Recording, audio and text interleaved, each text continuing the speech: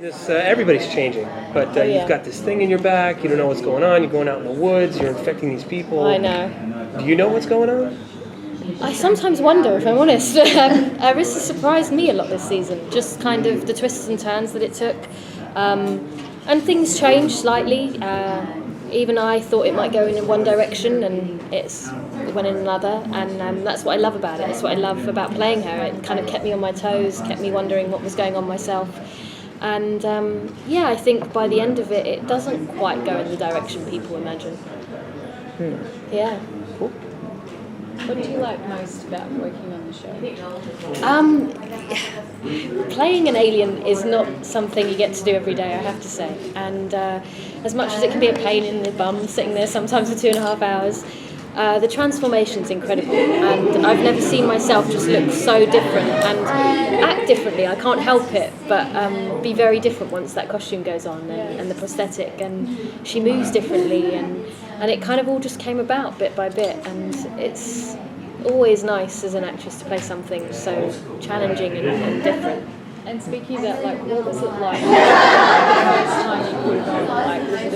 Was it a shock for you to see yourself like that? Definitely. It kind of took my breath away, actually, because I kind of looked in the mirror and I had to just sit staring at myself vainly for a few minutes, kind of just even seeing how my face moved. And because obviously the prosthetic felt at first like I just had a lot of Botox, and then I got to move it around, and it kind of became who Irisa was. And but yeah, it was incredible, and I'll never forget the kind of test time that we had before filming and experimenting with Irisa's look, and just having orange hair was pretty cool, and I was like, oh, I like this. So yeah.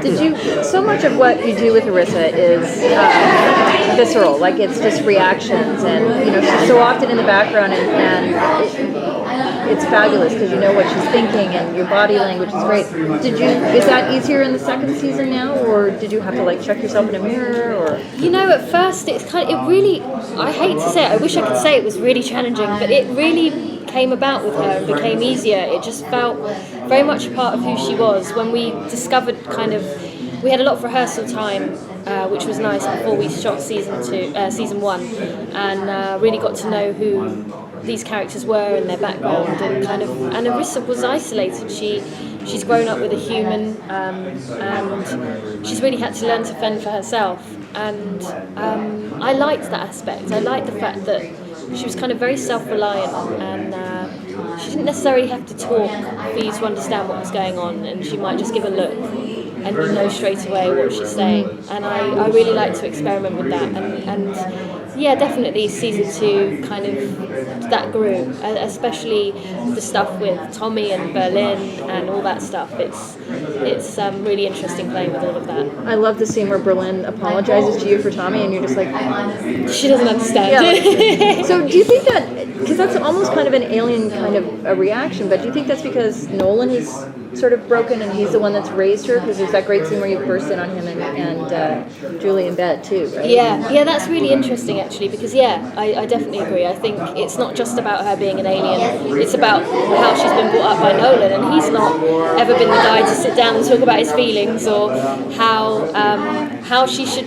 react to certain things. And I think it's only kind of made her more of the Erathian alien that she is. She's kind of she is this feral creature. She is this animal-like person, and she is very kind of animalistic in the way that she reacts to things. Everything is kind of based on kind of logic. She doesn't really understand too much about how humans talk and kind of understand things in the same way, but she has this powerful kind of emotional side to her as well, where which was also important for me to play, because I wanted people to be able to relate to her. I didn't want her to be so cut off that people couldn't understand who she was. Well, I love her relationship with Syfy, so I was so happy to see Noah Dan. And I have to confess, I was here, so I haven't seen this week's episode, but okay. Are we going to see him again? Can you tell us? You know what? I think whether Syfy's alive or dead, you're always going to see him again. I think that guy has a good way of popping up when you least expect him. And I love playing with Noah. He's such a great guy. He's huge. I mean, none of that is prosthetic. He's Yeah, he's a built guy. I think he's a great one for Irisa to have on her team, definitely. Yeah. Last year I was here with the roundtables, and you had talked about walking down the streets of Defiance, out of makeup, in makeup, off camera, and you were like, wow, I would actually buy that. Yeah. Has the town grown at all? Have they stocked the shelves with new things? Are you noticing different things in the town? Since the E-Rep came to town, everything kind of changed. We got there on season 2, and everything was kind of a lot grayer, and their symbols were everywhere. Things weren't the kind of colourful, happy place that we kind of showed Defiance to be in season 1. The E-Rep had taken over, and you really get that sense. Even just stood on set, it feels like a different set, and it didn't feel like home with Irisa going back there. What is it that you admire about her? Is it something that's changed from the first season into the second season? I think with Irisa, it's always been her strength. She's, no matter what she goes through, she kind of bounces back with an incredible strength. And I think without that, she'd be quite lost. I don't think she'd be alive, actually, without that, because she goes through so much that sometimes I wonder how she is still alive, and her relationship with Nolan, I think, is part of that strength, and that's always a nice thing to play. Yeah.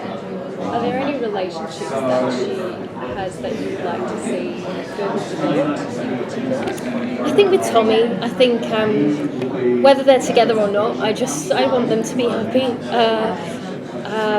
And Tommy's such a great character, and I love the dynamic now between him, Berlin, and I think it really shook things up, and kind of makes Irisa kind of think about things for a bit.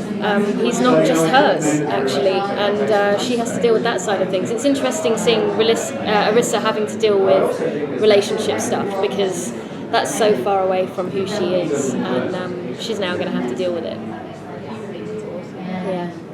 If you guys were to get another season, I know we're all waiting to Fingers hear. crossed. Yeah. Would you have any wishes for what you'd like to see for her?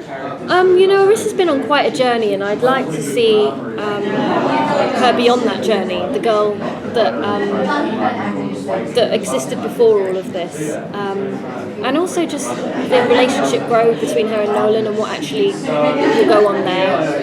That's always been one of the most interesting things for me to play, is the relationship between us, and yeah, without giving too much away, I guess I'd like to see her smile occasionally.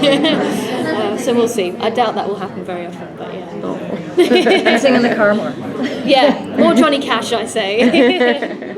Yeah. So I know you said in the panel as well that you've been really sort of separated from the rest of the cast, because I mean Irisa really has her own path that she's being forced to walk. But can you tell us if we're going to see her come back a little bit to the others?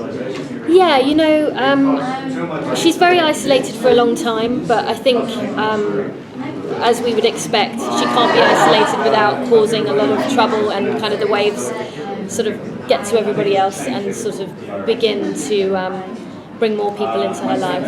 Not necessarily for the good, but she'll start kind of interacting with other people. She has to. She can't continue this journey on her own, and she certainly can't continue it whilst her dad is kind of figuring out what's going on, and Tommy is there witnessing stuff. I don't think she's going to be left alone too long.